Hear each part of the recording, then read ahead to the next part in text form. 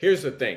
When you invest in yourself as far as like a coach, as a trainer, you tend to not only just bring that type of discipline in the gym, but you apply that out in life as well. And so, with that being said, you have to start embracing that, number one, but you also have to start and never stop. You just start and you go. And you are the only obstacle in your way. No one else is in your way.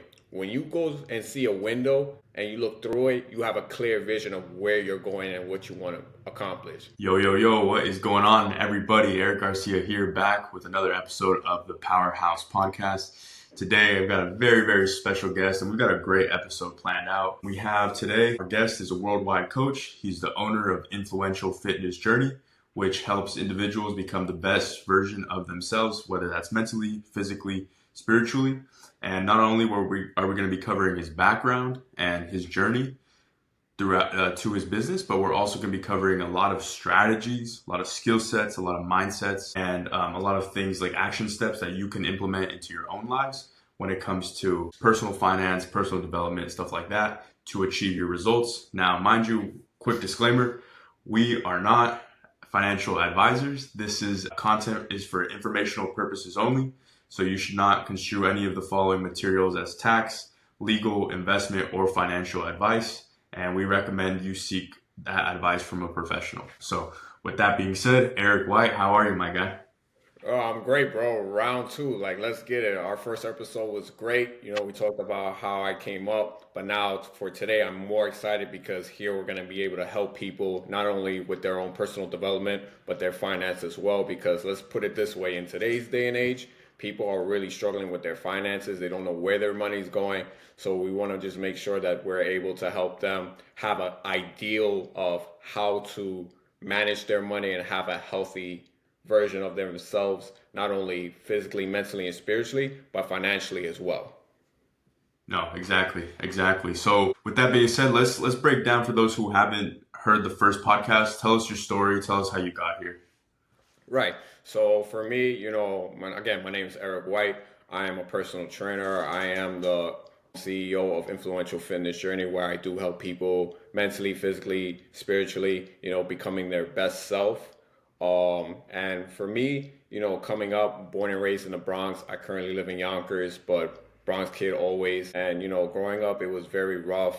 I lived in a rough neighborhood, a lot of gangs, a lot of, bad influences around me. But, for me, I always stuck to the plan, which was like just go to school and do what I needed to do. But for me personally, like I was very insecure.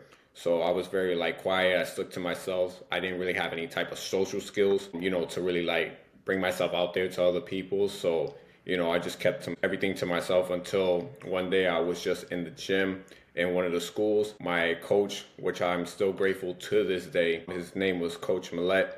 He brought me really out of my shell because he was like, he knew I was a very active kid and he knew I was kind of insecure about how my weight and how my size was because I was a skinny kid. I wasn't a fat kid or anything. I was just, I didn't have any type of muscle or anything. People probably looked at me like if I was anorexic, like I didn't eat anything or any of that because I was just really skin and bones, literally. Wow. And, he basically said, oh, I'm starting a program for twice a week gym credit. It's extra because I know you play, because I love playing basketball as a kid. So that was never a problem. It was just gaining and putting on weight. So he basically said, hey, listen, like come in twice a week. Started doing it, loved it, started seeing results, and people started to notice. And then they actually gravitate towards me because they saw that my energy and everything was changing. So it was just a lot more easier to like socialize with people because I just built that sense of confidence where I'm able to be like, oh, hey, my name is Eric such and such. And then they can see I'm a really cool guy. But again, it just came down to my own thoughts and my own, challenges of just helping myself like just be a better person. You know what I mean? Yeah, so tell me after that process, and we're gonna get into that, especially because you touched on a lot of good points there, building your self confidence, trusting the process. When you were because you're 30 now, when you were 18, so like let's say after those times, where were you at then? Right. So again, I wasn't a typical 18-year-old like going out partying late nights or anything like that. I was more focused on like really I just wanted to get money. So I started, working in jobs. Like my first job ever in the summer was working at McDonald's. At that time it was like 7.25 an hour, not like 15 or $20 an hour like it is here. So definitely back then was a lot harder. But it was just for me, I loved it because it taught me certain disciplines of just responsibilities and just, you know, able to work for something and then earn it. And then once I had the money, it was like, okay, now in my mind, I'm like, let me save it. Let me just store it away. Cause you never know when you could. I already had that mentality like, well, just in case if I need this money for something, let me make sure that, I store some way out. Of course, I spent it, had a good time and everything, but I always learned at an early age to manage my own money as far as like just saving for a rainy day. Cause again, you just never know, life happens.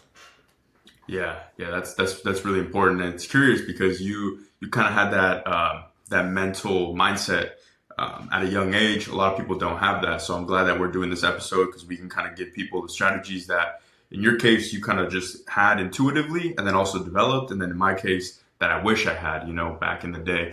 And so, with that being said, let's fast forward just a little bit more about into your business, right? Influential fitness journey. How did you get started with that? I know you touched on building your confidence back then with your coach, but walk us through how or why you started Influential Fitness Journey.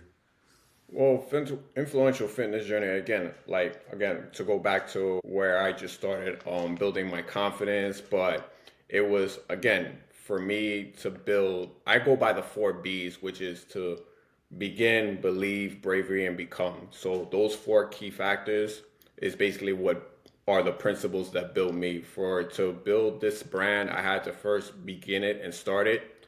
The second B of believing, I had to really believe in myself because there were people now that didn't know anything about my brand, even though I talked about it, but I really had to believe in myself. I spent late nights, 1, 2 in the morning, while I was doing my own personal training thing on the side. And I'm always having that scared worriness of like, okay, when's my next paycheck? Because at that time, I'm self-employed. So, there was no way for me to have, income coming in. So I really had to really like hustle and then really try to go out and get it. So it really just taught me like how that journey is because again in the beginning it's gonna be rough patches. So you have to really like go step by step towards it. So that's basically what I did. And then, just me in my mind, like my mind is so crazy sometimes because when my mind goes, I literally would take like a pencil and a piece of paper and start drawing logos and stuff and creating that influential fitness logo. And then it just comes all together. Like I felt like the universe was literally just talking to me, like saying, okay, this is how you need to do it. This is how you need to write it out. And, attach this to your own journey so that people can relate because at the end of the day you want to relate to other people. Yes, it's cool to have a cool brand and everything, but if it's a brand that you can't have other people relate to, especially with the struggles, like they don't have to have the same struggles I did, but I'm sure everyone struggles just like how we are. And you want to be able to be like, hey, listen, I've been in that position and you can be, if not more than me, if you just believe and just keep going throughout that journey. Yeah, that's a great point. People go through shit, but everybody goes through shit, right? And so that's one thing that a lot of people can relate to. Everybody can relate to, and especially you, if you're coaching, people in these areas of especially health, right? Mostly health, but then it obviously translates into the wealth aspect, the relationship aspect. Building up your social skills, building up your wealth building skills, everything like that. So it's not only going at it in one direction. It's also you're able to have that ripple effect of helping other people in other areas of their life as a byproduct of your programming and your coaching. So I think it's a very valuable aspect. My next question for you, and this is kind of connected to what I just said, right, is how does this idea or this area of personal development, how does that connect with that personal finance aspect? Right. So in the beginning, you have to shift your mindset and you have to change your mind how you think about money. That is Mm, first and foremost because people have a really negative or an uncomfortable feeling towards money because they think it's like the root of all evil or just because they may not have it yet. And mind you, I said yet. That doesn't mean you don't have it now, but you could have it. You just have to shift your mindset into thinking like, okay, if I want to be a millionaire, I got to think about, okay, I'm going to be a millionaire. If I want to be a better person, I have to do the necessary steps to do so. So it all starts with the mind, getting your mind right, having a positive attitude towards money, and just going through the necessary steps how to get it. That's basically how you have to first of all shift. It's your mindset, and then putting it into the action. Yeah, that's very valuable. I think we're gonna get into mindsets. I know there's a section that we have later on that we're gonna talk about what are the mindsets that people have. But before that, I do want to add on. One thing that's important is the habits, right? Having these habits that are gonna basically these are your choices. Like I think you've said this before many times, and probably in our conversation yesterday is that we are our choices essentially. And so I want to actually bring up a quick story of that illustrates habits, right? And so there's this tale or this story or this legend that you can say of a pupil and his mentor. And so the story is the mentor says to the pupil, hey, like, look at this little sapling, this little plant. I want you to pull it out of the ground. So he pulls it out of the ground. Like that was easy. He's like, all right, what about this one? It's a little bit bigger. It's like, maybe a plant the size of the one of these in the back, right? And he pulls it out. It's a little harder, but he pulls it out. And he's like, oh, that's not too bad, a little harder. So, all right, what about this one? And, it's a tall, like, almost a tree, but it's like, 5 feet tall. And he pulls it out. He uses all of his strength, finally gets it out of the ground. And that one was harder. He's like, yeah, that was pretty tough. And then he goes to the last one, which is this huge tree. And he's like, all right, I want you to take this tree out of the ground. And he's like, that's impossible. I'm not gonna be able to take this tree out of the ground. I'm like, what are you talking about? Right. And so this story basically illustrates, it's a metaphor for habits and how deeply rooted some of our habits are. And unfortunate part is a lot of people have these poor habits, these bad habits that are deeply rooted from like a really, really long time. And so unfortunately, it takes a lot, or they hesitate and they don't want to change these habits. And so that's, I think, one thing that we're going to touch on today is how can we show people that, number one, how do you change your habits? And number two, what are some habits that you could adopt in order to be successful? Right. So number one, for the habits, how to start. Get rid of all things that are holding you back, which are the vices, whether it's drinking, the drugs, even just the people who you surround yourself with that influence you to do these type of things as far as like bad habits. So they always say like the first 5 of your closest friends that you hang out with on the daily is going to determine how your future self is going to be later on. So if you still see that you're kind of stagnant and just chilling and not really doing anything to better yourself around those type of people, and they're okay with that, then they're really not your friends, because they want to see you just comfortable and just staying there. Because the second that you start leaving and start surrounding yourself with other people and you start doing better, and then that's going to test them to see like, okay, are they going to support you, or are they just going to hate on you because now they feel insecure because you're ahead from them. So you definitely have to change your environment, your surroundings, and then also just getting rid of the vices, the drugs, the drinking, porn, whatever the case may be that's holding you back, that's causing distraction. Netflix, and I'm not saying it because it's like $15, $17 a month. I heard this old saying that, for Netflix, it's not really the cost of the monthly subscription. It's the cost of how much duration of time that you're wasting, 2 to 3 hours that you could have been using to practice on your craft and your purpose or your side hustle, your business, because procrastination is what is going to deter you from the life that you could have lived. That's exactly right. That's the cost of the TV is not.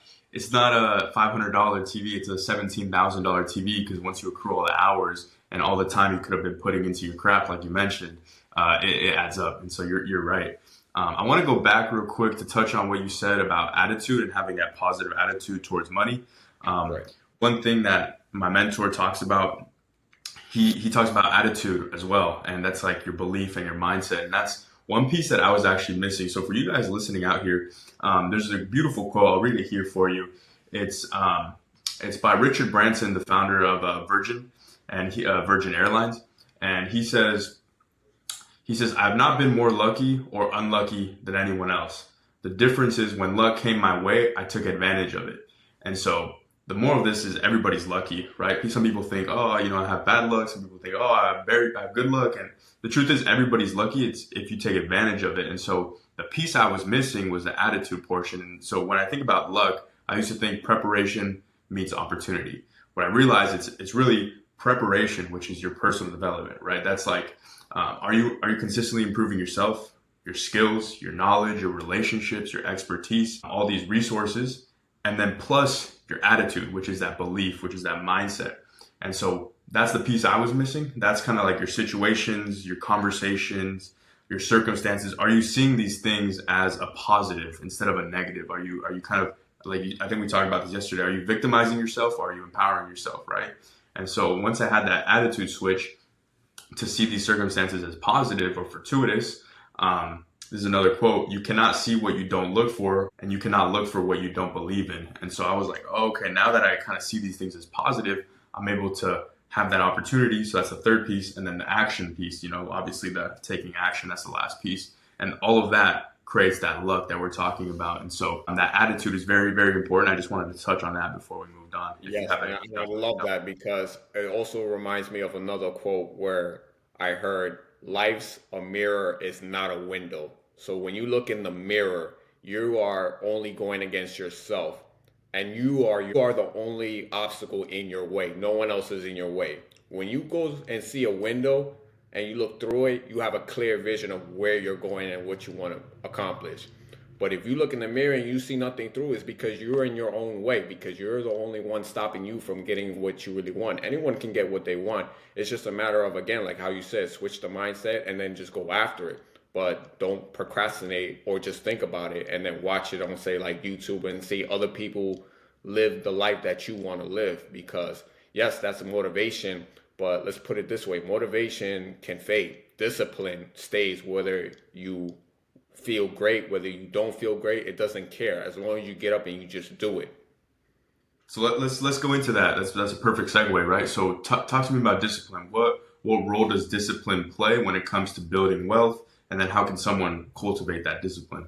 I mean, discipline is like the foundation of everything, not just financial, but like life, like, how you set yourself as your character, everything. Because, like I said before, discipline doesn't care whether you feel sick, whether you feel great, that you don't feel like it. Because I always believe that the universe is testing you. And then, like how you said earlier before about like why people are victimizing, like, why me, why this? Listen, bro, like, the universe is throwing you a curveball challenge to see if you're ready to go to the next step. It's not just targeting you, it's targeting everybody. It's a matter of like, okay, are you now transitioning self for yourself to be able to get up and achieve these goals, and are you ready for the next level step? And if you're just victimizing and complaining, that means you're not. And then after that, it may be all right after a while, but then later on you're going to get tested again. It's never going to go away. The test never ends. You're either going to head towards it straight forward, or you're going to just stay in the same spot. hmm hmm That's like, yeah, that's exactly right. And I think when it comes to discipline, there's many forms, right? So like one form is living below your means, right? Like you have to have this disciplined mindset of, in terms of finance, like living below your means. A lot of people want to spend their money on the fast cars or the fancy dinners or whatever it is. And I'm not saying there's anything wrong with that if you can afford it. I'm just saying you always want to live below your means. I know in the book Millionaire Next Door, they're talking about two different households. You have Mr. Right and I think Mr. Right and Mr. Left. And Mr. Right, he is a doctor. Both of them are doctors. They both earn over $700,000 a year. And these are real people, except one of them, Mr. Right, he, lives in a just a decent neighborhood, and he drives like a standard pickup truck, and he doesn't spend money on clothes. He actually goes to the thrift store and only, he budgets and invests his money, spends time doing this stuff. And the other guy, Mr. Left, he's the guy that's, lives in well-to-do, very well-to-do neighborhood. He's spending a lot of money on clothes, especially on credit cards and all these things, and has a nicer car, and he's not making the right financial decisions. And so at the end of the day, you look at their net worth and you see one is down here and one is up here, even though they're both earning the same amount of money. And so that's one form of discipline, is like, can you have that sort of financial discipline, that emotional discipline to make the right decisions when it comes to finance? That's one great example. I don't know if you have anything else on that. Hold on, and I definitely want to touch up on that, especially between Right and Mr. Right and Mr. Left. As far as them making the same salary and everything, again, it comes down to the discipline, but at the same time, it comes down to honesty, self-honesty. Like, are you, like, for the guy who's buying all the fancy shit and everything, are you buying it because you want to, or are you trying to attract unnecessary attention? so for people to think that they care, but in reality they don't, because you feel insecure in some sort of way. Because you can be a millionaire, multi-billionaire, but if you're spending something just to get people's attention, there's an insecurity lack in yourself that you need to take a step back and be like, okay, like what is the real root cause of why I'm doing what I'm doing? Mm. Yeah, that self honesty piece too, and we I think we talked about that yesterday as well. Like kind of like attracting those type of people, right? So like in terms of dating, especially, that's a very popular topic nowadays. It really is. Right? Like if you're buying the fancy car to attract a girl, then you're filtering for a girl that likes dudes with fancy cars, and that type of girl might not be the type of girl that you're intending to attract. And so it does play a role into that self honesty piece that you're talking about. You have to be honest with yourself, and honestly, like you have to say, like, what level am I? Am I at that level, or should I be focusing on, you know, buying maybe a cheaper Toyota because I'm trying to earn something bigger, which is beyond myself. You know, start a company, do this, employ people, be a leader, things that actually matter. And then as a byproduct, yeah, you'll start having, you'll start leveling up in terms of, will I get this car? Yeah, I can afford it now. Wes Watson's a great example. I think he said that he didn't buy his first Maybach until he had like $300,000-$400,000 saved up in the bank, because he realized that this is more important. I got to really create this foundation for myself before I start spending money on stupid shit. Right. I heard this old saying. They say if you can't afford something 5 times, don't buy it. Damn. Yeah. If Yeah. you can afford, like you say, a Bravis or a Lamborghini, if you can't purchase it 5 times, there's no reason for you to get one. Also, and another way is to think about it is, do I want to spend the $5 for a coffee, or would I be better off investing that money into the stock market, and then in 20 years that $5 is now 50,000, something like that. Exactly. Yeah. And then now you can buy all the coffee you want because you're getting paid from every month from that stock that's paying you dividends. So that way it's basically free money handed towards you.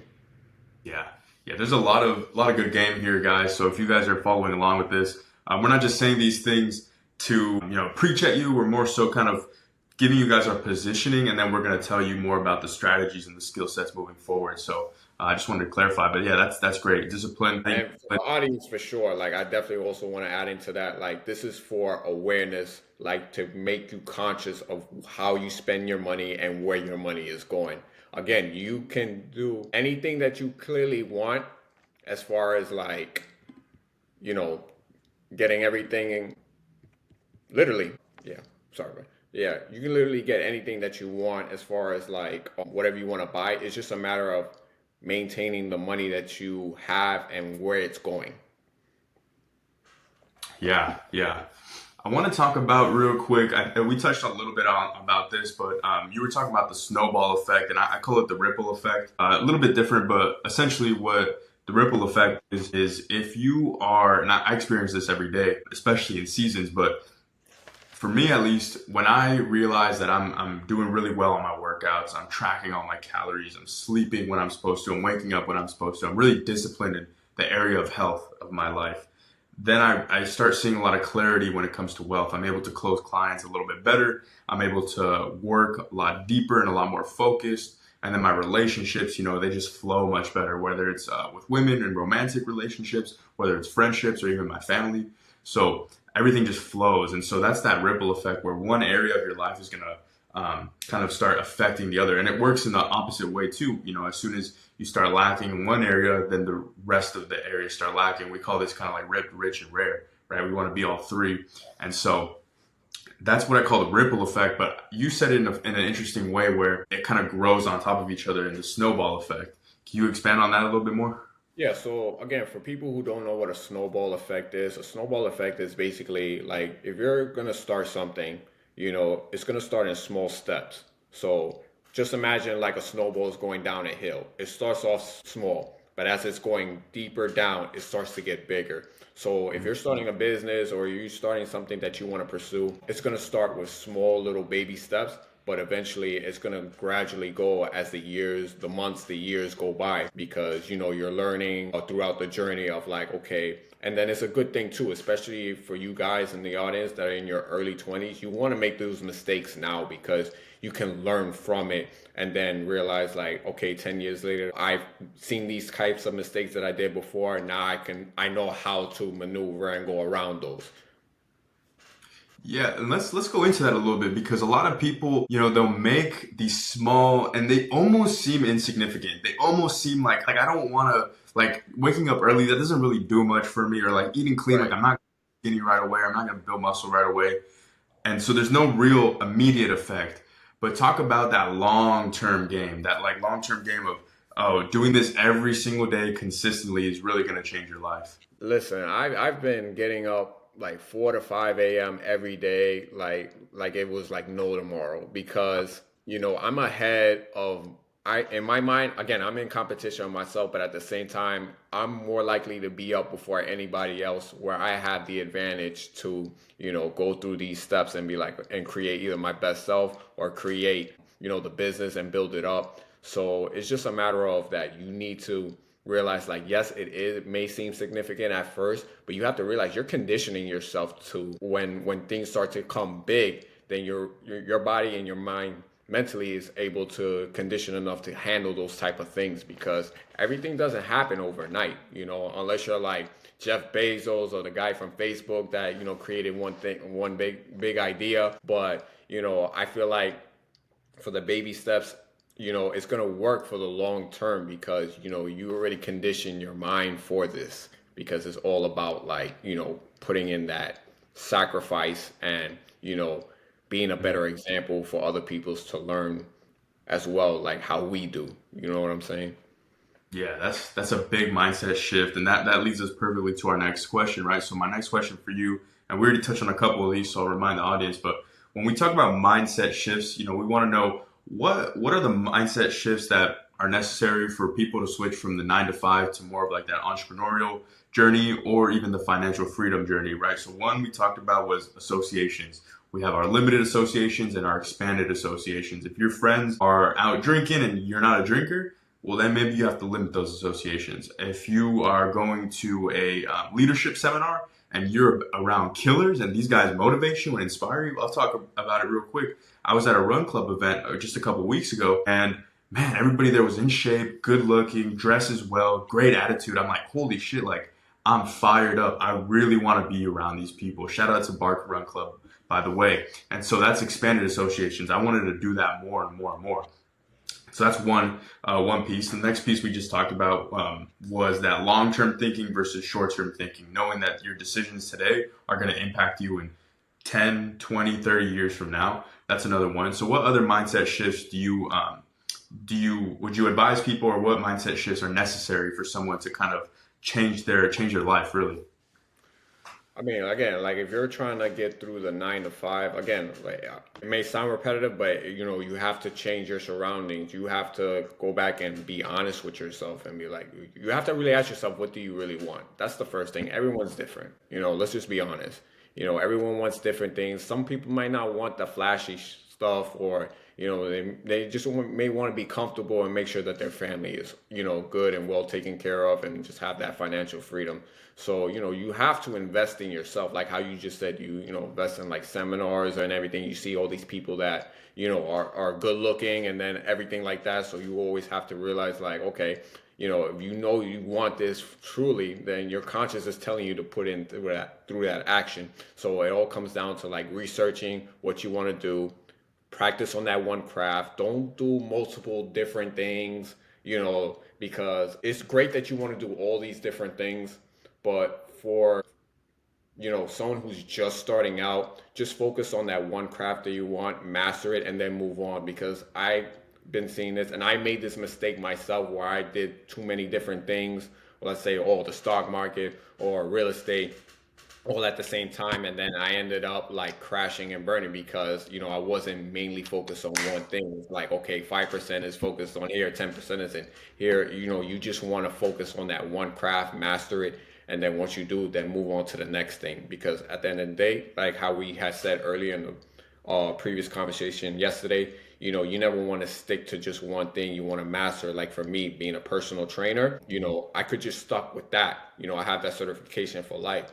But I'm like, okay, let's make the next step. Let me start with nutrition coaching, helping people with their diet because they both go hand in hand, not only physically, but what you put in your body is how you're going to feel as well. Wow. Yeah. Yeah. So you're talking about not only this is a very that's very actually very good explanation because not only you're talking about focusing on, you know, one thing, like whether that's fitness for you, right?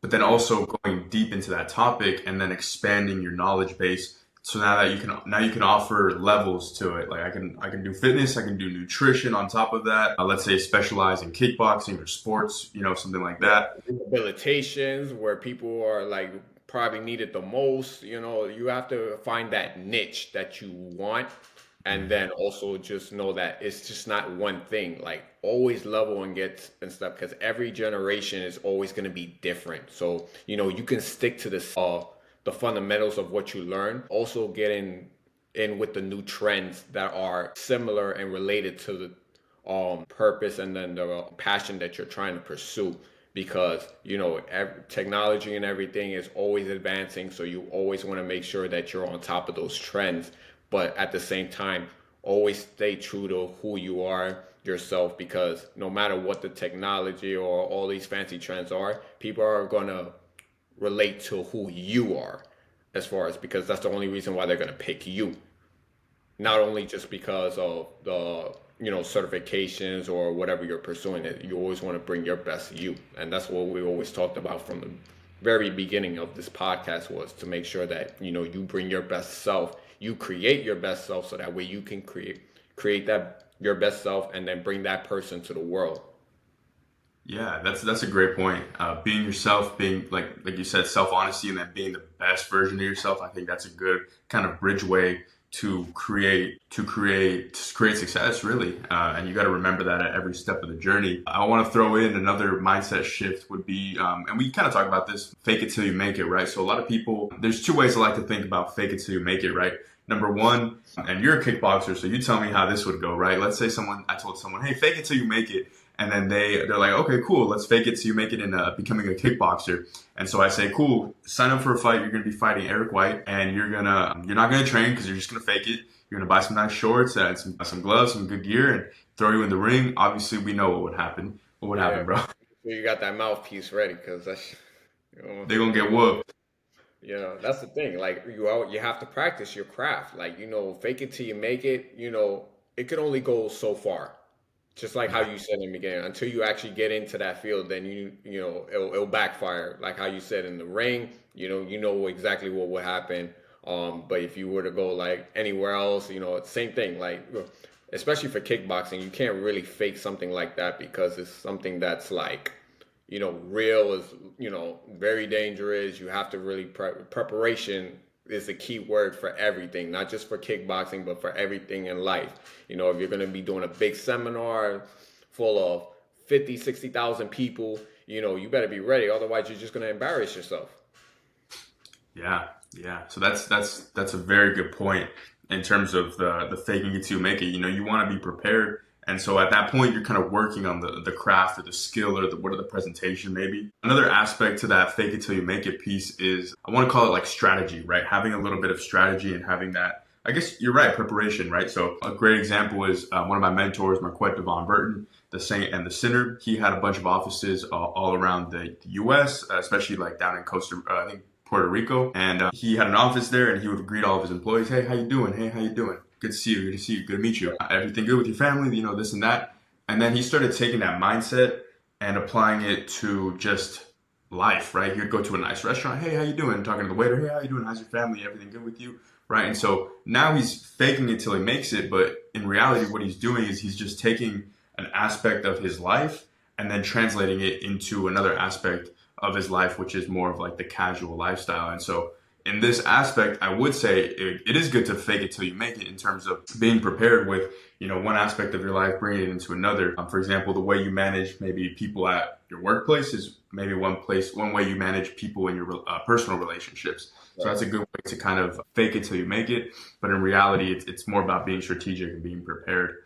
Yeah, Um, Just be yourself. That's all it is. It can't even be as simple like how you just said. Like he says hello to everybody. That's because he's being his authentic self. Like people tend to like just fake it, trying to impress people they don't like. But if you don't like the person, you don't like the person. But you could always show that same respect in a friendly manner. But don't try to pretend like you like somebody that you don't, just to get yourself out of character, because you're not gonna last that long. Yeah, yeah.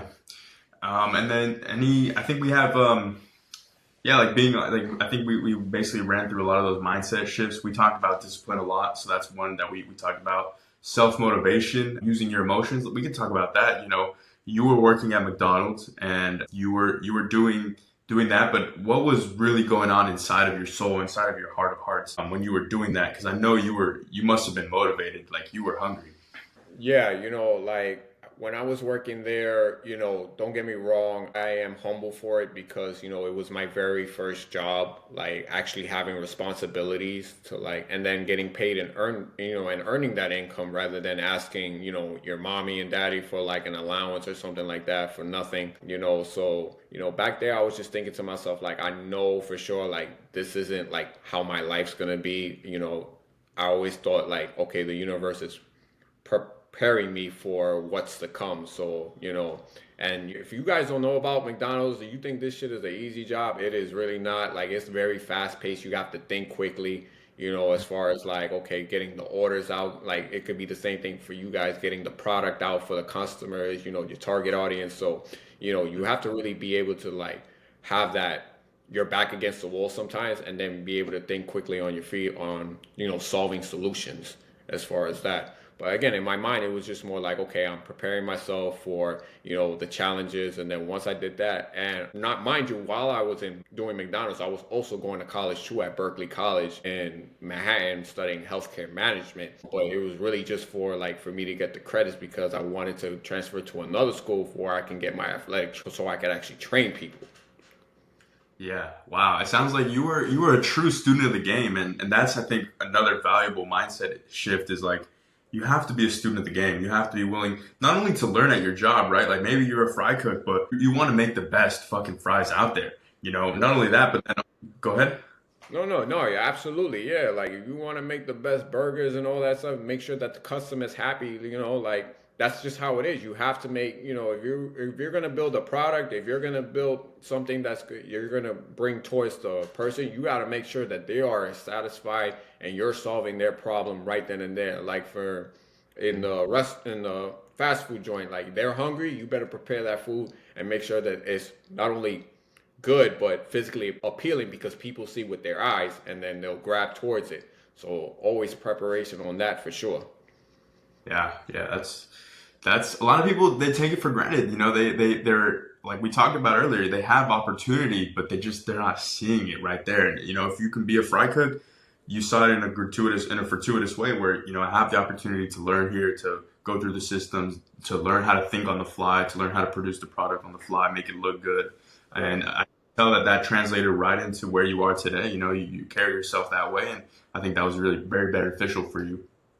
Let's talk about a little bit more about habits, right? So we talked about just habits in general, but now let's talk about more habits for personal finance, whether that's budgeting, whether that's tracking. What are some habits that people should be adopting in terms of personal finance? You said literally the first one, budgeting, knowing where your money is going. I cannot tell you how many times I see people, even myself sometimes, have blown money and think I have in my pocket, and then I'm realizing, okay, where did this money go? Like, and I give you a perfect example: subscriptions. People thought they canceled subscriptions on their TV or whatever, and then didn't realize, like, okay, I've been wasting all this money for X amount of years, and then not able to take that money and put it into, like, say, for example, an emergency fund, which is usually 3 to 6 to 12 months for emergencies, so just in case, because life happens. So you always want to make sure that you're able to not only budget but have a nest egg as far as like making sure that you have all your monthly. You won't be stressed afterwards and then end up using credit cards and then having to pay it later. Yeah, yeah. Let's get into that. So when you talk about having that nest egg, that 3 to 6 month emergency fund, how would that, you break that down, how would that look for someone, let's say they're in debt, or let's say, they have credit card payments due, like how should they start doing that? Okay, so let's start off with the number one problem in America now, which is credit card debt. I think, if I'm not mistaken, like over $1 trillion in debt or something like that. I'm pretty sure I'm not far off, but let's say that for your credit cards, you want to be able to get rid of that fast because that's what's actually holding you back from actually obtaining and heading towards wealth. So, because in those credit cards, yeah, you think you may be paying just whatever the amount is, but don't realize that you're also paying the interest rate as well. Like those APRs are like 20, 22% on interest fees alone. So if you're late on those payments, that's just going to double up on your money as far as like you having to pay more. So you want to make sure that you get rid of those debts, which is like, okay, you have a paycheck coming in, take maybe 10% out of it, depending, because everyone's income is different. You may be being paid you may be getting paid bi-weekly, but just taking like those 10% and then putting it towards eliminating those debt as fast as you possibly can, so that way you have nothing holding you back, and then building that nest egg of what I was just talking about earlier about your monthly necessities, expenses. Perfect. Yeah, that's a good strategy. And for those of you who think I can't spend 10% of my paycheck, I'm just all my money's been accounted for. I have to pay this much, and then by the end of the month, I don't have anything left over. Most of the time, that's go ahead. Simple. Get another job. Get two, three jobs. Something. You have to sometimes, or may have to live somewhere else, because if it's too expensive, you may have to, like, again, like how you said earlier, live below your means. And like maybe that place that you're living in may be too expensive. You may have to get a smaller place. But then just realize that it's only temporary. It's not permanent. People think that they got to downgrade and then they think less of themselves. But no, you just have to take a step back, regain your that financial literacy, like we just talked about, like having to build that wealth and then getting rid of those debts, so that way that we have nothing to hold us back, and then we can just go on about living our lives in a healthy manner, because people really stress about money nowadays, especially when it comes to like relationships and marriage. That really hits a lot, because number one thing that I may get backlash at this, I mean, I don't give a fuck, but it is what it is. People tend, especially when it comes to relationships, either have an expensive spouse, or when it comes to marriages, it's either the communication part, but it's most likely financial as well, because they're both on separate ends of common ground when it comes to finance. Yeah, yeah, that's a good one. That's a good one right there. And that goes back to the original point of the associations. How are you going to be associating yourself? And a good statistic for you on that is most millionaires, their wives, we're talking about male millionaires, their wives tend to be more frugal than them. They tend to be more money conscious, which is a interesting stat, because it is that association, right? And so that's why you tend to see these millionaires have that big nest egg, or that good, $1 million net worth, is because they work together as a team. And so that's well said right there. One habit I want to add on, and another one just to add on to that, they even say for women, especially, they manage their stress a lot better than us men. That's why they tend to live longer. Yeah, Because they're yeah. more intuitive with their feelings. Us guys, we have our egos up, so we tend to like be like, okay, you know what, I'm tough. I'm not gonna do it until the stress pretty much kill you. That's silent killer. That's true. That's true. Another habit I want to throw in there is, and this goes based off of budgeting, but it's more nuanced, is tracking, right? So one thing that really helped me basically take hold of my finances was tracking everything I spend my money on, right? We can't fix something that we're not aware of. And so this also goes back to people that have money that don't have, that don't have money at the end of the month, because they spent it all on necessities, right? So most of the time it's not true. You can cut things out, like that $5 coffee, that $15 subscription. Maybe you forgot about some subscriptions, right? So what I do is I'll go through on a weekly, but mostly daily basis, go through my credit cards or my debit cards, and I'll look through, where's all the money been spent. And since I don't use cash too often, I'll just write down, this date I spent this much on this product or service or whatever it was. And I'll do that every single day. And then when I see something like a subscription, I'll be like, okay, there's a subscription, or there's an audiobook, whatever it was. And by the end, I'll have it in this little notebook or these Post-it notes. And by the end of the month, I'll be able to see exactly what I spent my money on. And I'll realize, like, shit, I shouldn't be spending this much money on parking or on dates or on events or whatever it is. And I'm like, okay, next month I have to make this adjustment. And I encourage you guys to do this at least for 2 weeks, and you'll realize it's pretty easy. You'll realize, like, I want to go out to eat, but I don't want to write it down in my notebook. And so you won't go out to eat. You'll save some money. You come home, you'll save some calories, and you'll make something at home. And so it's a good way to really be aware of what it is you're doing on a day-to-day basis. And like I said, you can't really fix things that you're not aware of. And so the moment you have that awareness, self-awareness especially, then you're able to start making these big changes in your life that, again, they seem small at the beginning, but they end up compounding into these big changes. And I love that. And one thing I will say is, I know Eric said give it 2 weeks. For me personally, I say give it a full month, because you want to see the full monthly expenses of how much you really are spending. You know what I'm saying? You can definitely start out with 2 weeks and you'll see a difference. But if you really want to see the full, like how much you really spend throughout the month, do the full 30 days and you'll be like shocked. You'll probably, your eyeballs will probably shoot out your head. Yeah. There's things that I was surprised. I was like, I went to an event. It was like a singles event with my friends and a couple girls, and it was fun. But man, when I had to get that paid parking, I was kind of pissed. And then I, went to a little spot after, a little like bar. I ended up just getting a water because I'm like, yeah, I'm not gonna. Obviously, I don't drink, so I'm not gonna pay for drinks. But also, I'm not gonna get anything else because I don't want to spend any more money. I've already spent this much on parking. It's not that I'm cheap, but I was starting to become aware, right? So that's another habit. I had another one here, and I think it was. I think you mentioned this, and I want you to break it down. Tell me about when it comes to spending money on assets versus liabilities. Can you expand on that? All right. So for those who don't know what are assets and liabilities, so assets is I'm gonna make it as simple as possible. Assets is what's making you money. That's putting money in your pocket. Liabilities are what you're taking and you're spending that money. That's not making you money.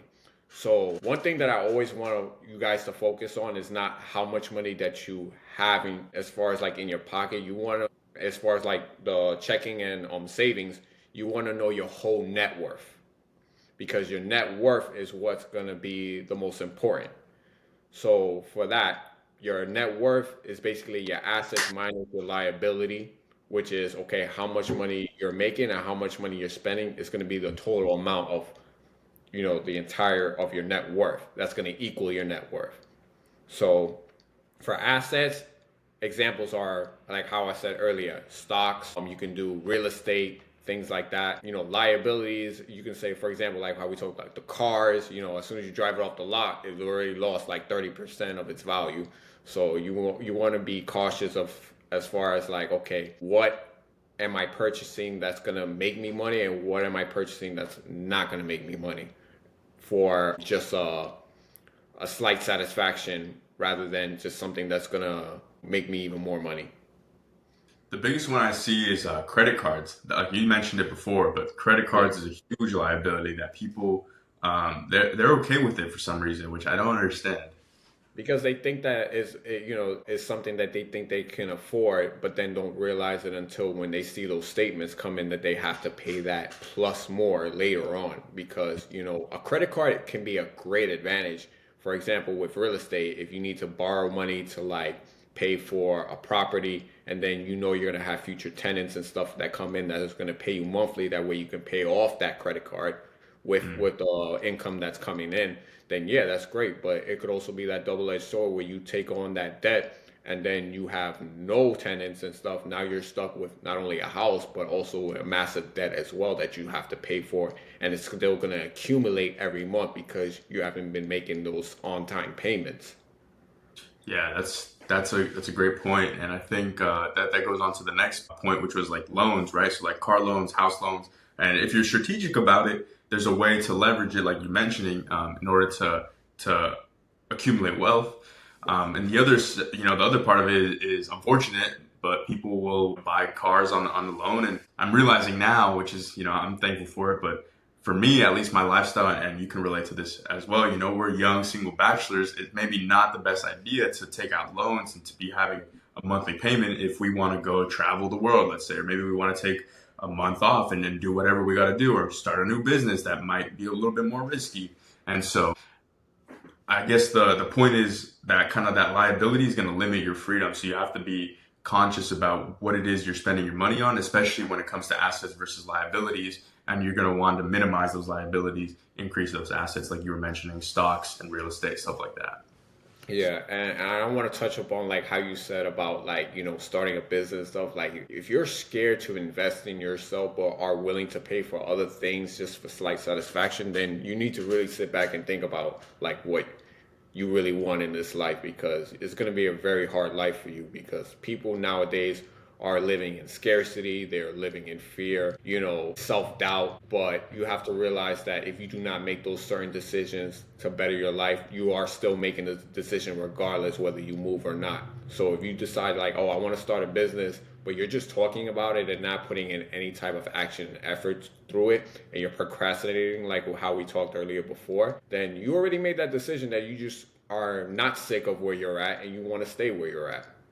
Yeah. Yeah. That goes back to like using those emotions to really to fire you up, light your ass up, and then just get to it, get after it. And you can't let fear be your God.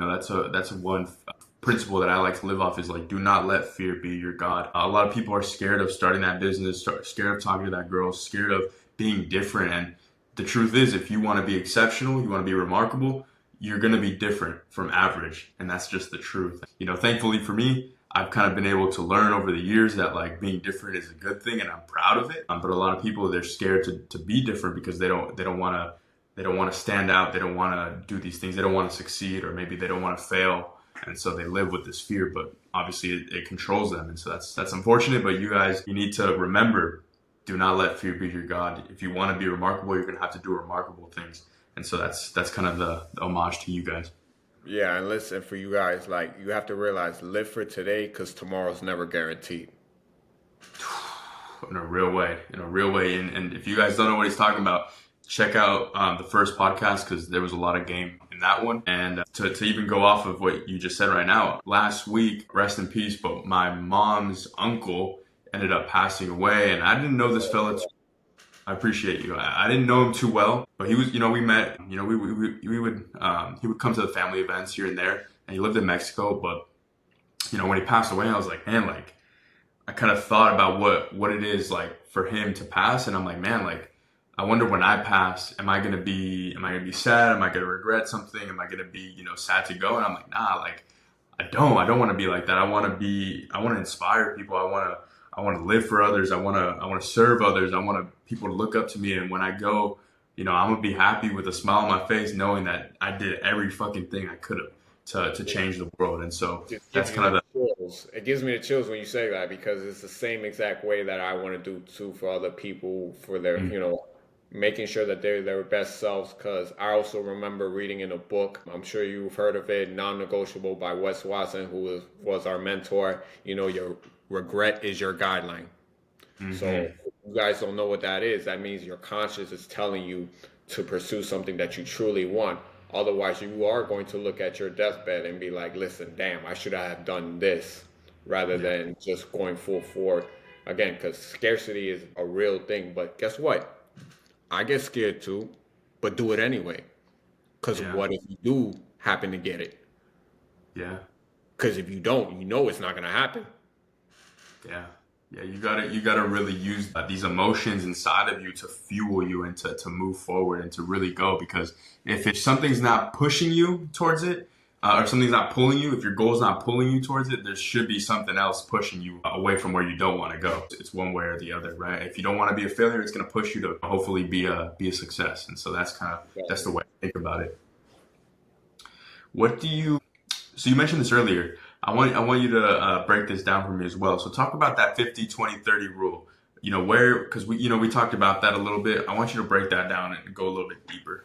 Yes. So 50%, so the 50-20-30 rule. So 50% is basically meaning like you're paying for all your necessity, monthly expenses, your rent, your groceries, your car insurance, all the stuff that you need on a monthly basis. For the 30% is more towards like entertainment, as far as like if we want to talk about, okay, dining out, hanging out with friends, going out to, yeah, to eat, or, just have a good time. And then 20% is more like this old saying, pay yourself first. Bring 20% of your income and putting it to a side, whether it's for your nest egg that we talked about, the 3, 6 month, 12 month, or setting aside that money for investments once you reach that nest egg goal. So yeah, I like that. And I think for you guys who want to get, because there's different type of people, right? So some people like me, for example, I'm very, very detail oriented. I really like to get into the numbers of like, especially the categories of this 50%. So when he's talking about 50%, he's talking about things that are essential, right? So things like your daily living, like your groceries, your housing, your rent, stuff like that, utilities, telephone, even stuff like transportation, right? Insurance payments, stuff like that. So everything that's going to go into that category is a lot of your essentials. And then when we're moving towards that kind of that entertainment piece, that's going to be stuff more of your recreation, of your like he mentioned like meals, entertainment, stuff like that. Maybe even travel, depending on if you travel for work or not. Where does stuff like for you personally? Where does stuff like gym fees and stuff like that, or like audiobooks? Would you put that in the 50% of like stuff that's essential, or more of the 20%? Oh no, definitely for sure. I mean, for me, it can go either way because it's always going to be a part of my self education and everything. As like always investing, as you know as well. Like I invest in myself heavily on like month to month audiobooks, things like that. So if I really had to say, I would put that category in terms of putting that money to the side as far as like the 20% rule. Just again, because I can use that for either building my nest egg, or I can put that into investing into, like I said, not only stocks but into yourself, because you're always going to be your greatest asset, because the sky's the limit to that. So when I put that money into investment, um, it's going to be based on, like, again, like for the audio books, the gym fees and stuff. And then here's the one thing that I want to say: like when you invest in things like that are for your work, especially for people who are self-employed, you can tax deduct that. So, as well. So it's not like, you are going to be spending the money, but you just realize you can get a tax deduction. That's one of the benefits of being a self-employed, because you're not relying on like the companies you work for like a regular employee would. So, but again, I would always talk to your tax person about that. I'm just telling you based on what I do personally. But I'm sure if you work with a firm, a tax firm, they will probably tell you the same thing. Like, for example, my phone itself, I use that for content, but this is a business phone that I use to tax deduct for, my brand, which is the Influential Fitness LLC. So, always be aware of like, yes, you are spending money, but there are tax advantages for that. Yeah, that's a great point. I tell that to my clients as well. I tell them make sure that you are tracking religiously everything you're spending. And for most of my clients, I do this for them, so it's not that difficult. But for people that aren't my clients, or for people that I just talk to that we don't work together, for example, someone like you, we're close, but we're not working together per se. Um, Mm. and so what I tell them is like you have to track your spending, because there's different categories of different expenses that you might have that are tax deductible that you are missing out. You're leaving money on the table in terms of tax deductions. And so it's really important, at least I tell them, to make sure that you're identifying every sort of piece that you're spending on in terms of, like your phone, like your social media marketing. Maybe you have a subscription to a software that helps you, let's say, produce content or whatnot. And if these things are essential to your business, we work with your tax guy or your CPA, and then we make sure that we're identifying these things and you're not leaving money on the table. So that's a very good point and very true. And then, like how you said, because I remember you said you're very thorough on tracking everything, like on the notebook and everything. And even to make it easier for, like, say you, or for like the people who are listening, like go to an Excel sheet and like write it down separately. That will literally help you like break down like all the things as far as like what are expenses and what are bringing you income. So that way, and it's easier. Since it's on the computer on the Excel sheet, you could always save it automatically and then go back to it. Especially if you know those are always going to be your mainly expenses. So that way, God forbid you lost your notebook or something and you have to start all over and be like, okay, why? What were the main expenses? But if you put it on, say, like your Mac, laptop or anything on an Excel sheet is already going to be automatically saved. If anything changes, all you have to do is really just change up the numbers. Yeah, yeah, that's great advice. Great advice. We also use QuickBooks. QuickBooks is another good software. I don't know if you're familiar with it. Yeah. Yeah, so QuickBooks is also as you start to expand. You go from that written notebook. I remember I did the exact same. I was writing it, then I did the Excel sheet. Now I'm onto QuickBooks. I'm like, okay, this is getting easier. It's getting easier, or I'm Yeah, getting you better. actually, just again, like you said, start small step and then you work your way. That's anything you do. You got to just start somewhere. The only important thing is that you start. That's it. Fair enough. Fair enough. In terms of starting, what advice would you give someone to start in terms of investing in the stock market, mutual funds, stuff like that? Because I know we talked about assets. And so, what advice would you give to someone that wanted to start investing in assets like that, stock Right. market? So it really depends on what you want. If you want to invest in digital paper, like paper assets, obviously it would be the stock market. If you want to have something that you can physically touch, of course it would be like the real estate. But for me personally, I do as far as the stock market, like for example, the S&P 500. If you guys aren't familiar with that, it's basically like the most popular 500 companies in the US. When it comes to like say for example, Amazon, Apple, Microsoft, these are just things that I'm just naming off the top of the list that are the top 500 companies. Because I always believe that you want to be well diversified. You don't want to just put all your eggs in one basket. Basket, for example, like say, okay, I just want to put all my money in, say Apple. Yes, it's the hottest thing right now, but God forbid, like say for example, if it was to drop and you put all your money in there, then you lose money rather than putting it in an S&P 500 where okay, Apple fell, but I still have 499 stocks that's doing very well, and so I'm still at a healthy financial turning point as far as like making money wise for the long or short term, depending on what you want to do. And then other ways of investing in is also trade, which I personally don't do, but I know there are a lot of people who tend to want to just trade for like a day, a week or so, but just realize that that's more risky. The way that I told you is more minimizes the risk, but it's a long term effect game. Like it's gonna affect again the whole snowball method. It's gonna generate between 10, 20, 30 years from now. In terms of, because I know you mentioned this too, right? So you want to make sure that you want to diversify. But let's say for some people that do want to invest in certain companies, would you advise like people would do research, or how would they go about that? Always do your research because you never want to invest into something you don't know. Okay. Absolutely, because something can go wrong and you don't know about it. You probably could have escaped that and then avoided that situation, but you just going based on probably like the hottest trend. And Mm, then, for example, like I remember when GameStop at the time was like at, say $40 a share or something like that. And then when COVID hit, everyone was staying home playing video games, and that stock rolled up to like $400 a share. But yeah. then, didn't realize that, okay, once everything settled down, then everyone pretty much lost their money because they put all that money into that one hot trendy stock. Yeah, that was a big event in the stock market world. I remember watching the film and doing a little bit of research on it, and how there was a lot of buzz around it in terms of the communities, especially with the Reddit communities, stuff like that. I think it was called Wall Street Bets, and so people were trying to figure out, how can we make money, especially from all the big investors that were trying to short the company because they knew it was a shit stock. They knew like the company wasn't that good. There was people who thought the financials were good too.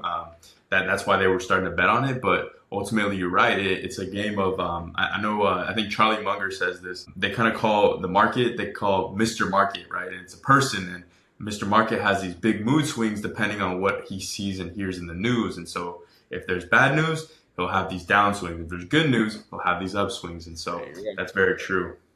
Yeah, and it's so funny too because here's the thing with the market, especially if you're investing, whether it's a good company or not, you never want to pull your money out based on fear because with the media, everyone is brainwashed on that. When they say, "Oh, the stock's gonna drop crazy because, for example, the pandemic, everything went down," you have to look at it as an opportunity, as an okay, this is a sale going on, like okay, because you never want to buy companies that are way high in price because you're not going to get the quantity out of it. You want to buy as much as you can for a lower price. That's like, say, for example, going into a Nike store, you want these shoes, but they're like $500. They're going 70% off clearance because it was a big, say the store shutting down, and then it's very limited. Everyone's gonna try to buy it because it's on a hot, it's on sale. It's at a cheaper price, but the quality is still good. You know what I'm saying? So you have to realize that, when you see markets, they go up, they go down. It's not a if or when. It's just going to happen. You have to be mentally prepared more than not only financially but mentally prepared because the stock market is an emotional roller coaster for a lot of people. Yes, That's the indeed. best way I can put it because when you see something that you don't like, you act on emotion. You don't act on logic. Yeah, yeah, it's very true, and Opportunities. it's a tough game. It's an interesting game because I guess the way I look at it, right, is I'm very passive when it comes to making these investments. I don't want to spend a lot of time. Yet at the same time, I do my homework, I do my research, I do make sure that when I created a portfolio, right? This is just personally what I did. I created a portfolio and essentially I'm like, okay, what is my goal, right? This is what you said at the beginning, and I'm walking you guys through kind of what is the thought process. So what is my goal? If I want to have some money that I want to invest, that I have, let's say, moderate risk in, let's say, tech stocks and a little bit of real estate, and then a couple companies that I really like. For example, Apple, maybe Amazon, maybe Walmart, even though it's not really a tech stock. But we'll talk about it, right? And so then what I did is I essentially created a timeline. Like I want to do this for about 5 to 10 years, and then I kind of broke it up into okay, how much, what is the percentages of this kind of money that I'm putting in. So every time I put in a dollar, let's say a dollar, $100, whatever it is, about 20% I want to put into a little bit of real estate stocks, like I think they're called REITs. Maybe bonds, maybe 10% bonds, maybe 30% in just like tech mutual funds. So stuff like iShares, I think is a good one, and then maybe another 20% in individual stocks like Amazon, Apple, stuff like that. And so what I'll do is I'll just sit on it, and then I have like some sort of rebalancing timeline where, let's say in like 2 quarters, every half a year, every 6 months, I'll look at my money that I've made or lost, and I'll rebalance everything, make sure that, okay, let's get back to those original ratios that we talked about.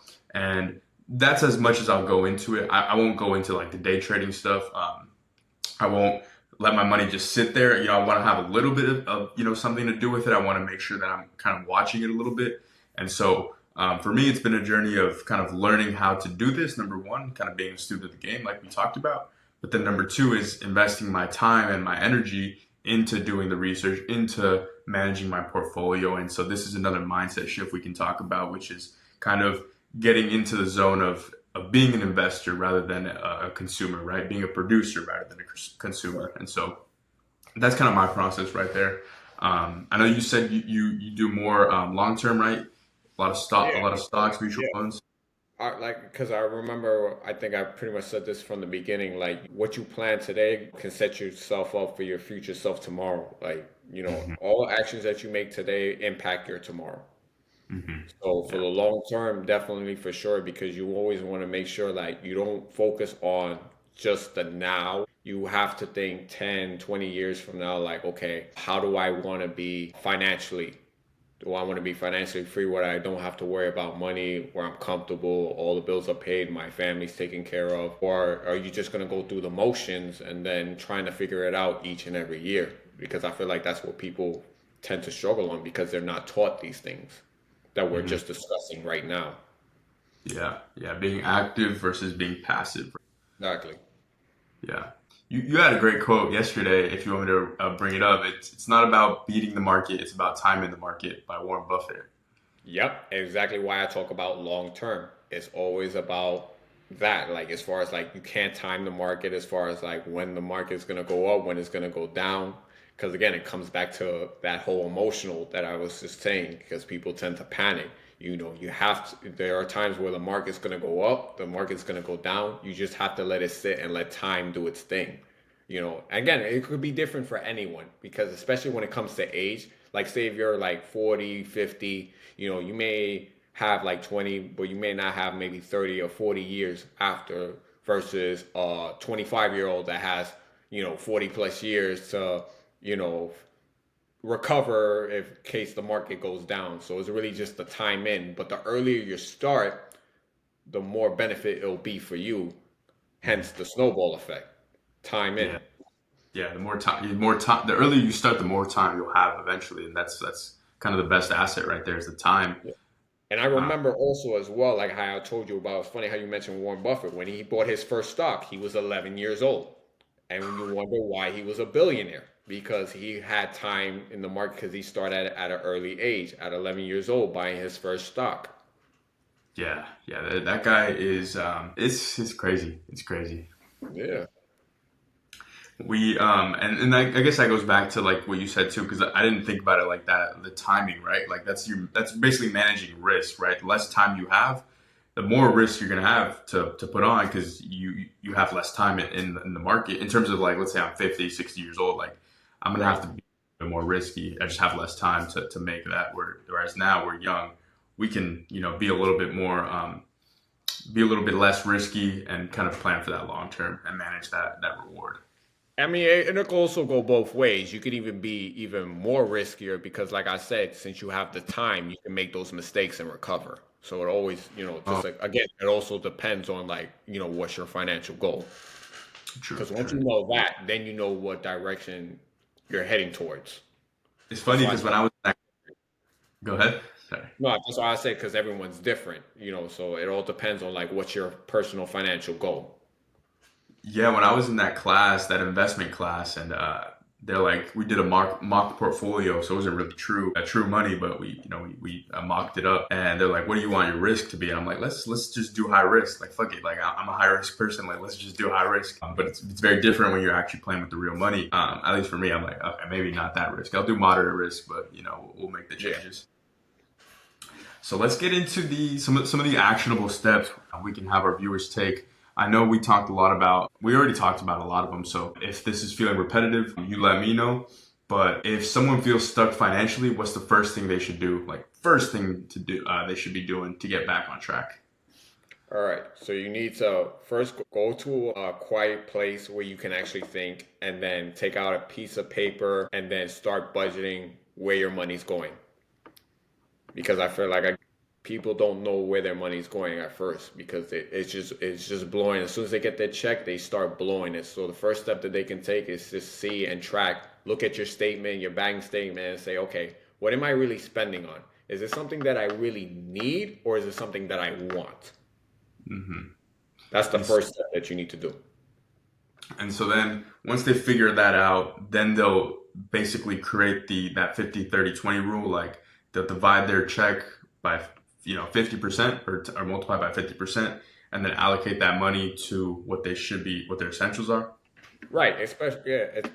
As far as like making sure you also like cut everything. Once you get that track of like of where your money is going, cut the unnecessary expenses. Like like whether it's again like I explained with the whole Netflix thing.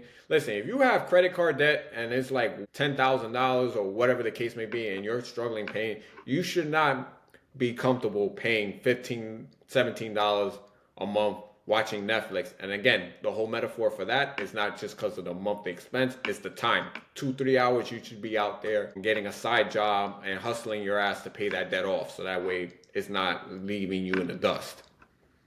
Yeah, and I think a good tip for this is like there's two different ways schools of thought, right? Number one is the like slow and steady, like slowly cut off one subscription at a time, this and that. The Right. other part is the cold turkey, right? Like take 30 minutes, like he said, Eric said, go in a quiet room so you can think, and you'll write down whatever your subscriptions are. You'll hopefully have your statements in the past so you can see what subscriptions you have, and then take the time to log on your website, figure it out, cut them all off, turn them all off, cancel all of them, so that you don't have to worry about it anymore. Because the more you let it go, you're like, oh, maybe I'll do it later. Like you're not gonna do it later. Like if you have to take action, you have to do it right away, and you do it all in one sitting, so that boom, it's taken care of, it's done. It's the same thing as if you want to get on a diet, you want to lose weight. Stop going to the grocery store and bringing in sweets and cookies and chips into your house, because then if they're here, you're going to go get them. No, you take them all out of your house so that, let's say you're hungry, you have to go in, you go to your fridge and you have hard-boiled eggs, you have fruit, you have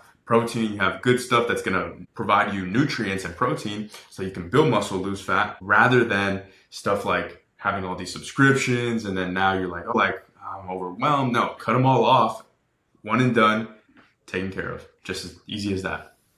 Yeah, and for those who think that it's very hard to do that, you can hire coaches that have done it because they show, like us, we show the results. So, it all goes down to, again, instead of spending all that money on that junk food and all them Twinkies and shit that y'all like to eat, invest that money into yourself to a coach so a way to get yourself right mentally, physically, and spiritually. So that way, because here's the thing. When you invest in yourself as far as like a coach, as a trainer, you tend to not only just bring that type of discipline in the gym, but you apply that out in life as well. Because just how it is hard as like the exercises and stuff, life is just as hard. So, but when you mentally condition yourself to get ready for it, life will not tear you down. Like it'll still hit you, but you'll get right back up because you condition yourself to get yourself there.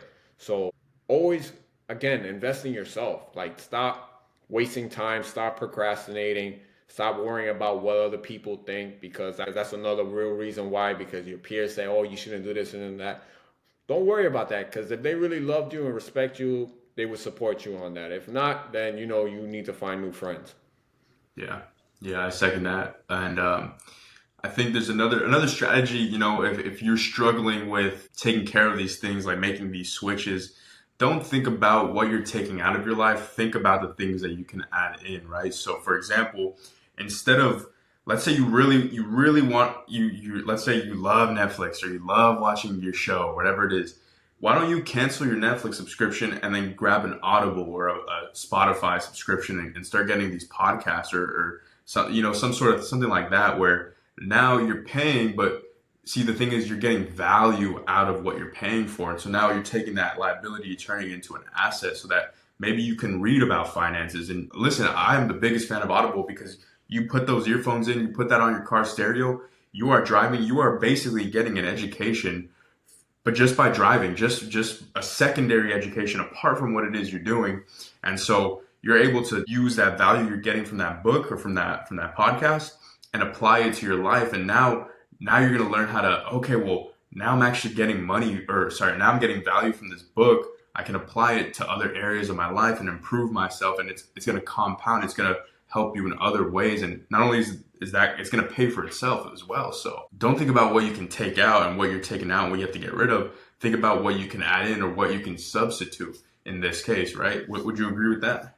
Oh, absolutely. And then you're actually using your time valuable instead of wasting it. That's really the big thing that I've been saying is, you guys are literally procrastinating and wasting time on distractions and temporary like relief as far as like just to get outside from the real world rather than putting in that time to just focus on, your craft or like how Eric had just said about, getting Audible and then listening to just things that are going to help you as far as your craft. Whether you want to learn about investing, then you get Audible books based on that. If you want to learn about nutrition, you get Audible stuff based on that. So you always got to remember, what do you want to do, what is your purpose, and then take any type of resources like Audible or going to the library or whatever the case may, and then put your time into that, put your valuable time into focusing and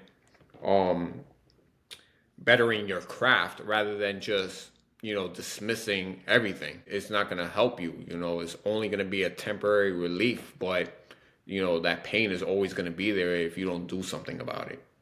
Whew, that's the thing, like, and that's the thing people don't realize is that pain, right? That pain that's so deep down in them that they have to watch the Netflix to escape. They have to do these things in order to escape that pain. And like what we're trying to tell you is you have to face that pain head on by basically getting to the root of it, getting to the source of it. So if you're escaping by watching Netflix, watching this, watching that, movies, this and that, you have to face it head on, number one, and then annihilate it or get rid of it.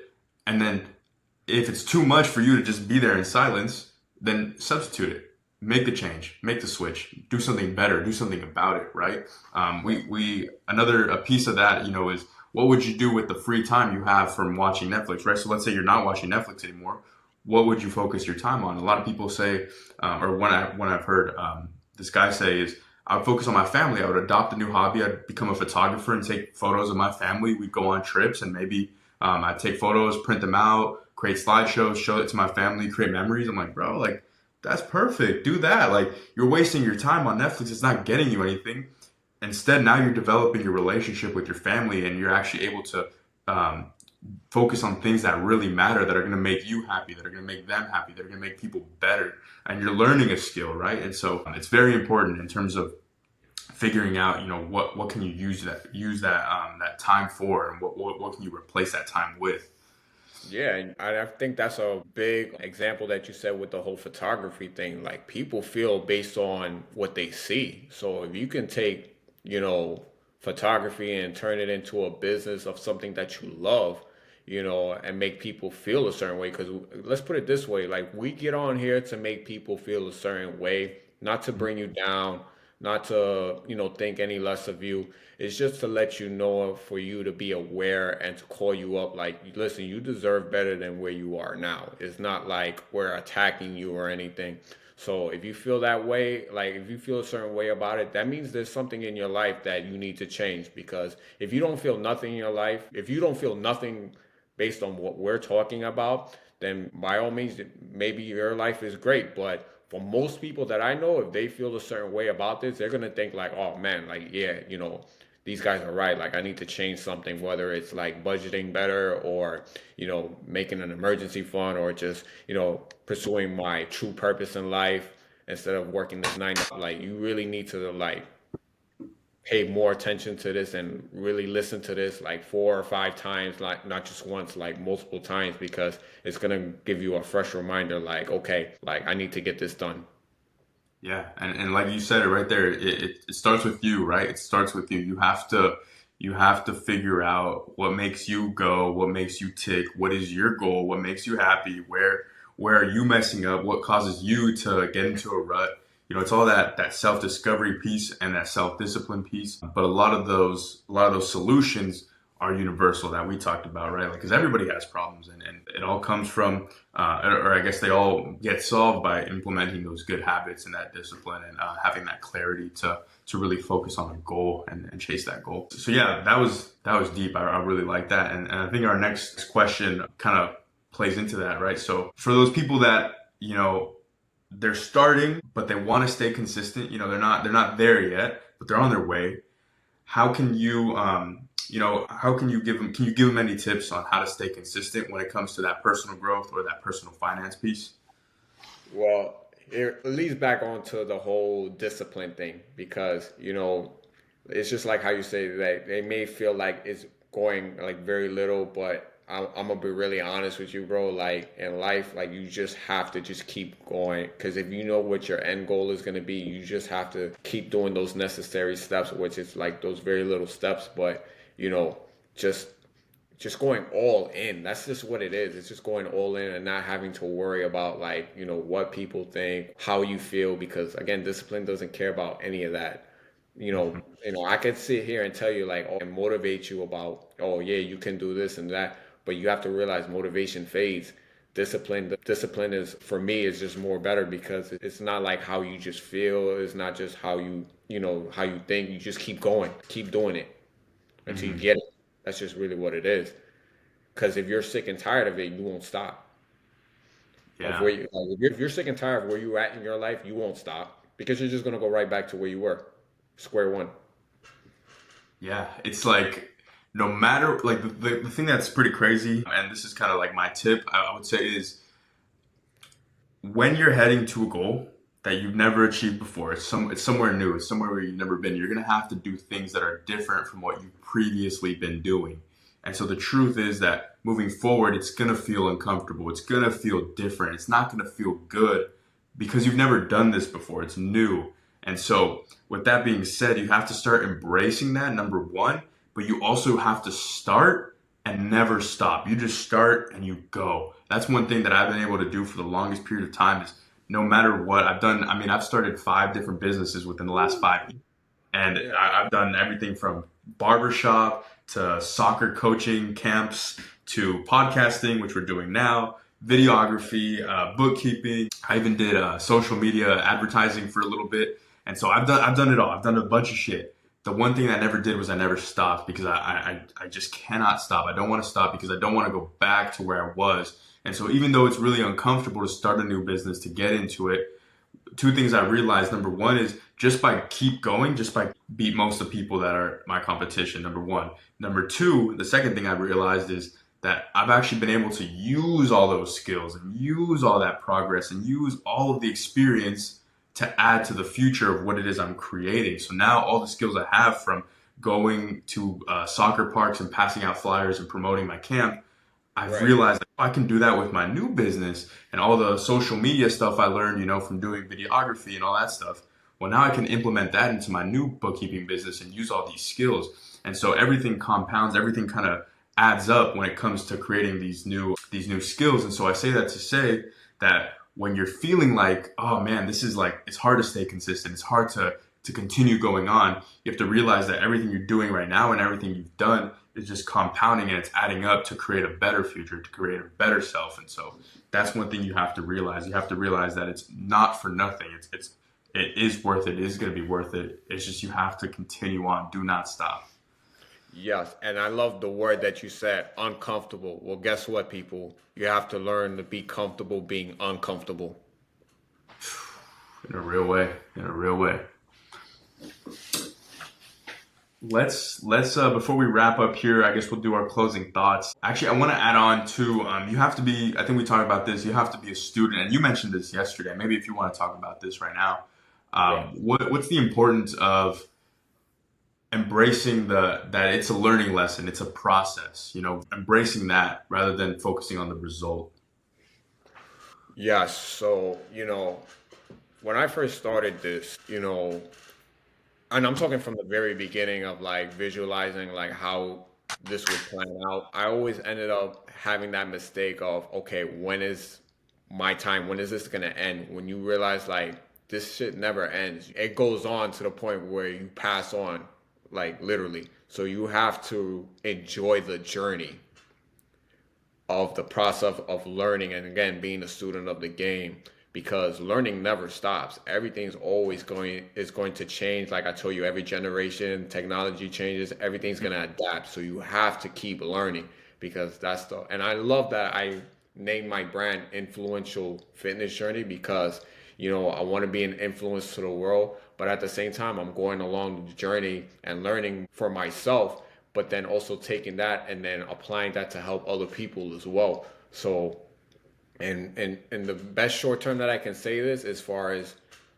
just enjoy the process because you're gonna look back one day when you're at let's say 70, 80 years old and think to yourself like, you know, look at all the things that I've done and then how it impacted people because like how you say like when other people would say, "Oh, I'm taking pictures or photography for my family for memories."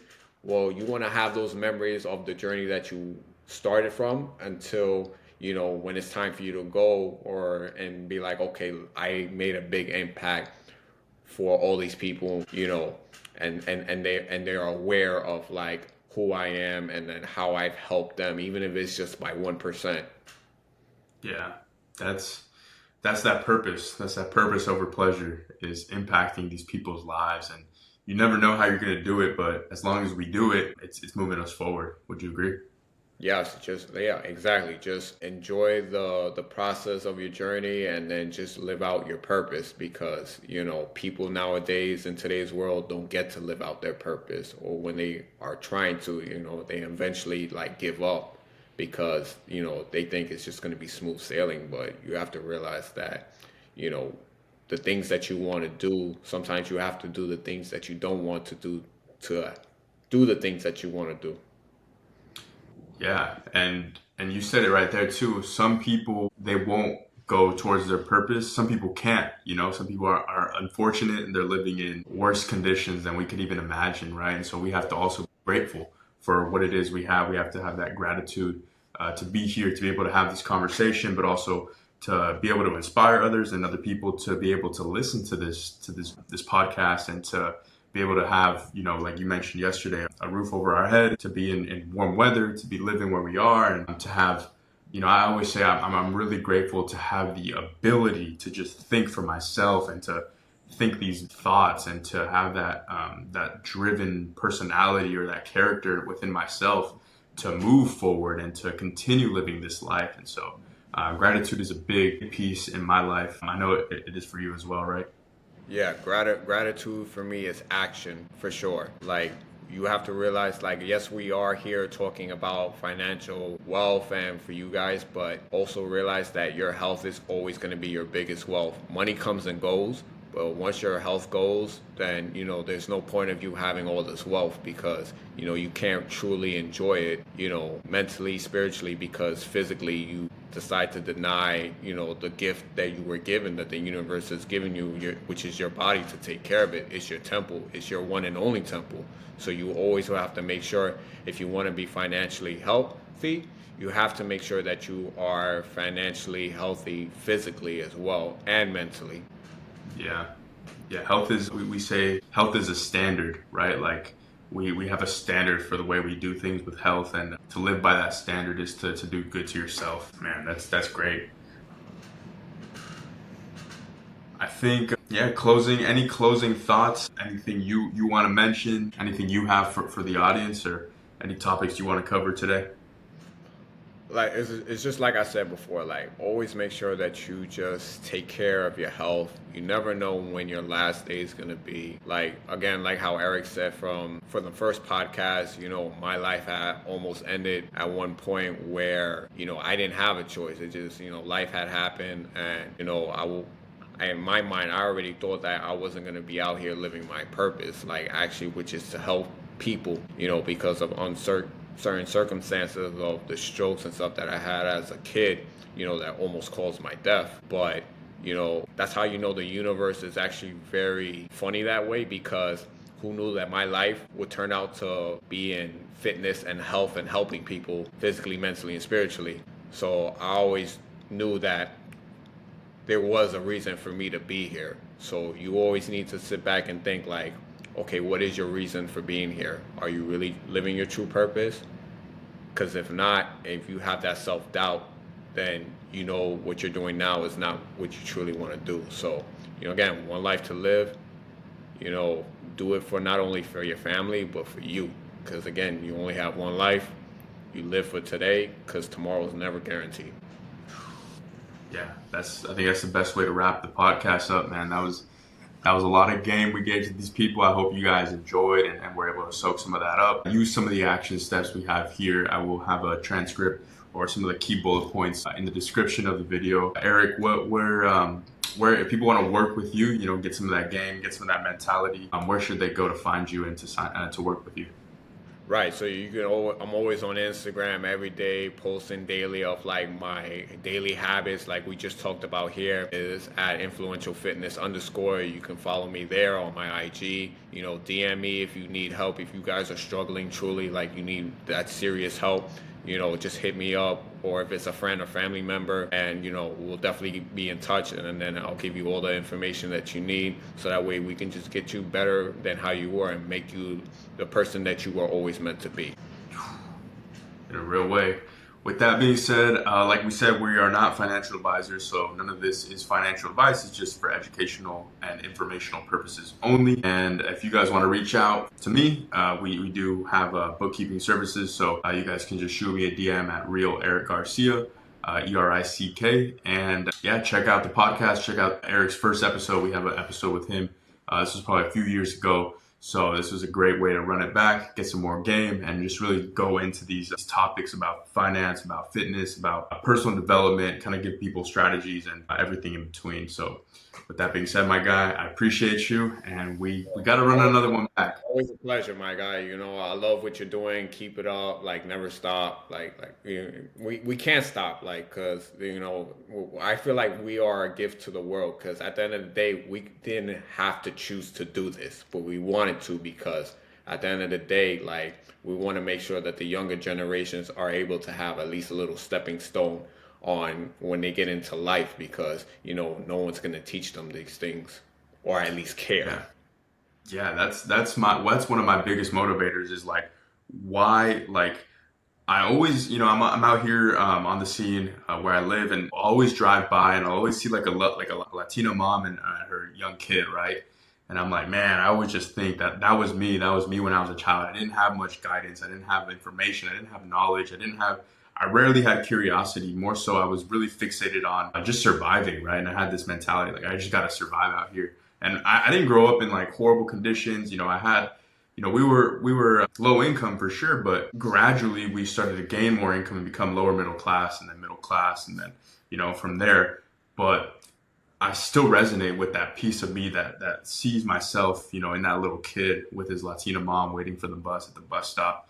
And for me, it's something about wanting to give this game back to myself, back to the future generations, the younger kids who don't know where to go. They don't know what to do. They don't even know that people like me exist who are just like them, growing up in this community. Like, man, it's just white people. It's just blonde hair, blue eyed kids. And I'm like, damn, I look nothing like these people. And so as you get older, you start to differentiate yourself, start to develop your own habits, start to become your own person. And I just hope that I can inspire someone to make the right decision, move in the right direction, and hopefully move closer to their goals, their dreams, their desires, and their ultimate purpose, like you mentioned earlier. And so that's my purpose here today.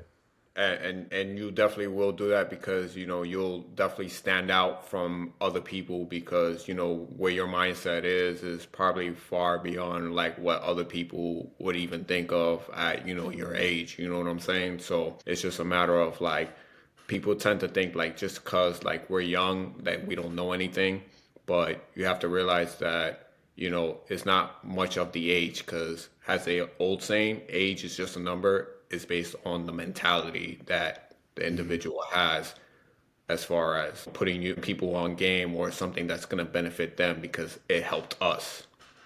That experience piece, you got to live that life. And I think we've both lived that life. And so there's nothing they could say, right? No, no one can ever take anything from nobody, especially if they live the life of, where it could be uncertainty, but they just like how you said, never gave up and they kept going. And then like, look where they are now.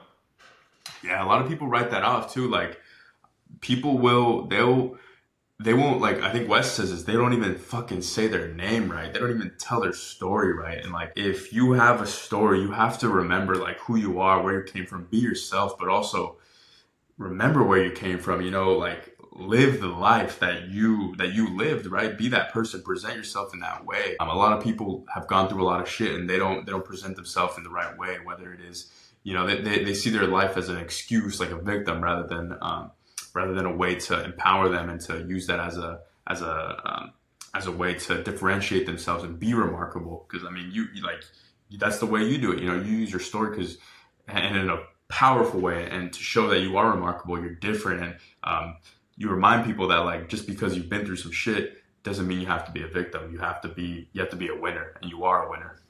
Right. And one, I always appreciate that from you. And then also too, for the audience, like, your story doesn't have to be like as dramatic or anything like that. It's just, again, like how he said, just be your authentic self. Like, just tell your story. It doesn't have to be something that's totally crazy, and don't be afraid because you think people will judge. Like, people might judge us for our stories, probably right now for this podcast, but we don't care because we know at the end of the day, it's going to help more people than it is going to, other people are going to judge us. So I don't really give a fuck, to be honest. Yeah, my story is different, and if you can't relate to it, I'm sorry, because there's some shit in there, and it's been a good life and it's been a good story. So if you can't relate to it, that's on you, you know. There you go. That's all it is, man. I'm not sorry for saying it either. Yes, sir. Well, I appreciate you, my guy. This was a great episode. We're gonna have to run something back. I really want to go more into business, talk about your business, talk about how you've been doing business, maybe me too, about my business, how we've grown our businesses, how we've been able to stand out in the market. What are we doing? What are our business goals and stuff like that? I think that would be an interesting episode for people to watch. Oh yeah, for this next episode, I'm definitely gonna just fly out there and we're gonna do this shit live. Like, it's gonna be more better. Like, if we can really impact this and like just on a Zoom to Zoom call, like in person, forget about it. Like, you guys get ready for it. That's all I'm gonna say. Sir, yes, sir. Let's get it. Well, with that being said, guys, check out the other episodes. I appreciate you for staying this long. And with that being said, we'll see you in the next one. Peace to the Yeah. Saints. All right, my